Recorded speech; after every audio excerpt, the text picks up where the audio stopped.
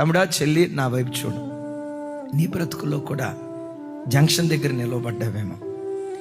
జీవితంలో ఏ స్టెప్ తీసుకోవాలి, ఎవరి యొద్దకు వెళ్ళాలి, ఎవరు నాకు ఆశ్రయం ఇస్తారు, ఎవరు నన్ను చేరదీస్తారు, ఎవరు నాకు చేయూతనిస్తారు, ఎవరు చేయి చాపి నన్ను పట్టుకొని లేపుతారు, ఎవరి యొద్దకు వెళ్ళాలి, ఎవరి యొద్దకు వెళ్ళాలో తెలియక ఒక జంక్షన్ దగ్గర నిలవబడ్డావేమో.